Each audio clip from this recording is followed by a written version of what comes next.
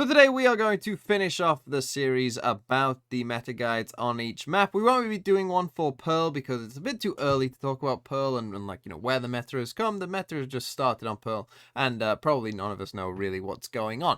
But we will finish with Icebox. I put this one off a bit because I was like, do I really want to do a video about Icebox? Because I kind of hate Icebox. But eventually I relented and here we are doing it. So let's go back a couple months like we always do to Copenhagen. And really in Copenhagen, well, one, there wasn't that many games played on Icebox. It's kind of the first thing.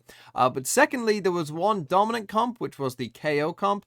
And then there was kind of a mix of everything else. But the KO comp that we have here, the Sova, Viper, Sage, Chamber, and KO, that was the only comp that was played by multiple teams at that tournament, and basically everyone else just, would pick mostly the same agents, as you can see. Sometimes it would be a Fade instead of a Sova. That's actually true for the KO comp as well. But basically the first 4 agents are, pretty much locked in, and then basically it's whatever you want for a 5th, and it could be a Killjoy, it could be a Jett, it could be a Raze, it could even be a Brimstone. That's where we were at Copenhagen, where, it was much of the same, with, the KO comp coming out on top. And to start off, we're just going to briefly explain, some of the things, some of the reasons that those agents like a Chamber, Viper, Sage are so prominent and how they, tend to set up. So here I've got basically just a list of the attacking Sage walls and Viper walls that you use. I'm sure many of you will be familiar with this. These common walls across B and A down towards screens. The Viper orb is pretty much always here in mid for the attacking Viper as well. And then I've got a bunch of different Sage walls that teams might use. And there's a couple more as well on B. You might get a wall like this as well. But generally, this is kind of how it is, obviously, with the Sage wall, with mostly the idea of, giving you that space to try and plant safe. That's kind of what the Icebox meta has become. So you'll get walls like this or like this one here where, the goal is just to plant in that little corner there, with the slightest bit of slice that you can get the spike down, similar with this wall here on A as well. And that's basically how Icebox works.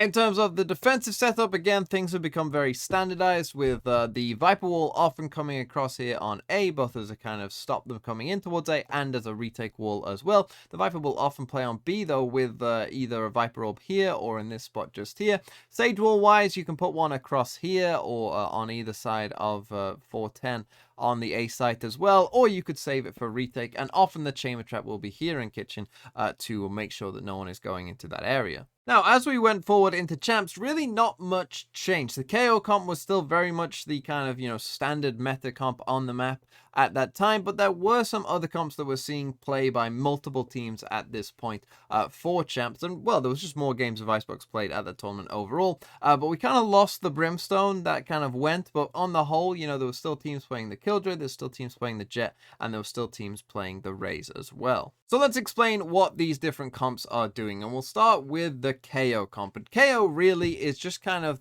I would call it the jack of all trades, and that is kind of why we have seen, I think, KO become that dominant 5th option for most teams, because you have, for instance, what we're going to see here is a knife from RB for DRX in just here, where he's going to put a knife just on the middle of the site, right? And this just gives you some very good info of what's going on over here. You'll see other common knives as well. Defensive side, you might get one in here that's very good for B. You might get one down here towards the yellow box for the attacking side to clear out this area, or maybe even deeper in towards site as well. Just the KO knife, very good information, very good, obviously being suppressed as well, stopping, those agents. Like it might stop the Sage from being able to wall this, right? And you can just run up on A. All just very, very useful. Obviously, the ult KO ult is just kind of useful on every map to kind of, it's just very good. And the nade, obviously good for post plants. We'll see that in a bit as well. But also the KO flashes, if you were going to put down a Viper wall like this, it does allow you to flash through and maybe get a bit more aggressive towards deeper on into the site. So basically just KO gives you flexibility, right? That's kind of what the KO is there for. And that is why he's kind of become, I think, the dominant choice overall is, if you need to get more aggressive, you can do, right? You need to play safe, where you've got a KO nade for the post plant as well, right? He's going to help you get that spike down. But just quickly as well, we can see here a good reason why FBX in this instance are going for the Raze instead, is that this is something that the Raze gives you, of course, is this kind of denial of the plant with the Fade Siege, that combo still coming in. And let's just quickly talk about Raze whilst we're here as well, because we will get stuff like that, right, where you get the Raze nade that is able to destroy that. Also, the blast packs are very good for destroying a Sage wall, right? That's kind of a little niche interaction that can be used here with obviously Sage being so prominent. There's other things like, you know, blast packing on top of this, or maybe even top of this yellow box, creating some different angles with the Raze as well. Obviously, the ult for Raze will be used much in the same way to deny a plant, or, you know, to help clear out space, to give you that space to plant, right? Like all the same things that you would expect from a Raze, and that is kind of where you are finding that value. Kind of almost like a more aggressive version of KO overall. You know, less information, but more aggressive when it comes to, you know, creating that space for you to either get the plant down or denying that plant, as we just saw here from the side of FPX. But as we play this round forward, you're going to see that, you know, this is kind of how an Icebox round plays out, right? We've got a Sage wall down here, you know, to get that plant down for Zest. You're going to get the Viper stuff from the defensive side come up. You see RB throws in his KO nade, right? Like it all kind of just plays out the exact same way. It's about getting the spike down, you know, the attackers retreat. We play a bunch of post plants. That's kind of how this map, you know, has been played for a very long time at this point.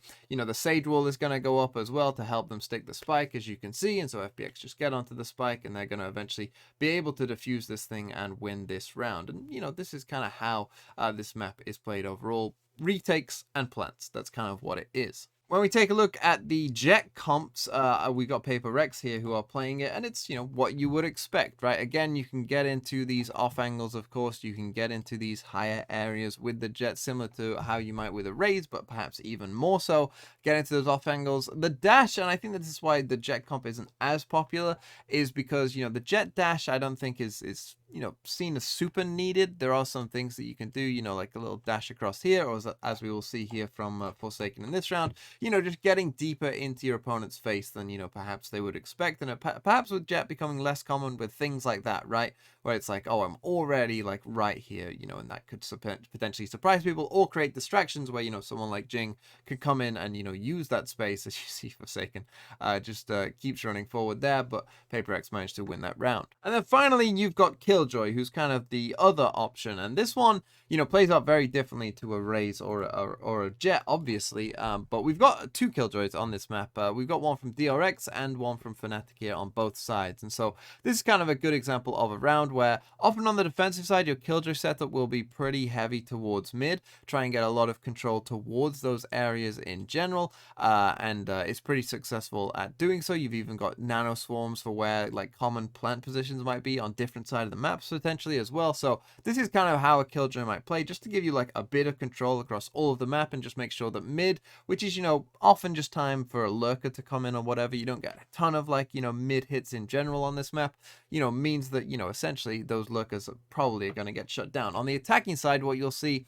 when you add that Killjoy in is a lot of grouping together generally. You know, for Fnatic, for instance, they like to put a Killjoy turret down on here on A early on. They like to travel as a pack here. You might have a lurker, which we do here in Durka in this instance. And this is kind of how, you know, they like to go, right? And again, for the attacking side, you have a ton of, you know, flank watch here, right? No one's coming on the flank against you without you knowing. You're going to have nano swarms for the spike as well once that goes down. And so the Killjoy obviously is just about giving you more control once that spike goes down. And on the defensive side, stopping kind of lurks and things of that nature, as we will see in this round overall. Fnatic actually go for a deeper wall here overall. Durka manages to get the kill on the lurk right there, and that just kind of creates a distraction, which does allow them to actually get that spike down, as DRX, you know, kind of wondering where Durka is and what he's going to do. As you can see, he's just there playing overall. And now Fnatic, you know, they have a turret there. They have obviously great flank watch. You know, they've got nano swarms on the spike, right? They just feel at this point like it's comfortable. You know, you might have shock darts as well in there. You obviously might have Viper mollies as well to add on to that. And overall, you've got Durka here, you know, just coming in on the lurk at the end. And Fnatic are going to mop up DRX here in this round. So then let's take a look at the differences in agent pick rates, and this will give us a pretty good idea of what's going on, right? You can see the Viper obviously 100% as you would expect. Stage very high, Chamber very high. You know, there is a bit of a debate over Sova and Fade. You can see at Copenhagen it was more 50-50, but now it's kind of a lean towards Sova overall, but one of those two will be your fourth agent, and then really it is a battle for the fifth agent. And you can see that KO in Copenhagen was dominant, right? He was the dominant fifth pick. But at Champs, you know, we did see some differences, right? We did get more Raze, we did get more Jett, we did get more Killjoy, right? There was more of a debate overall about which way it was going to go. But you can see on the whole, 4 agents or, you know, maybe 1 of Silver or Fade, it's pretty much a lock, and then we're really just fighting over that 5th spot. And in the comp pick rates, we can see that same kind of thing play out, where you can see the KO comp overall has come down from Copenhagen to Champs, although there was still 6 different teams using the KO comp overall, and that has been replaced somewhat with more Killjoys and more Razes overall as well, as you can see. And so that is kind of where the meta is right now. KO still that dominant 5th choice, but perhaps there is still room for some others as well.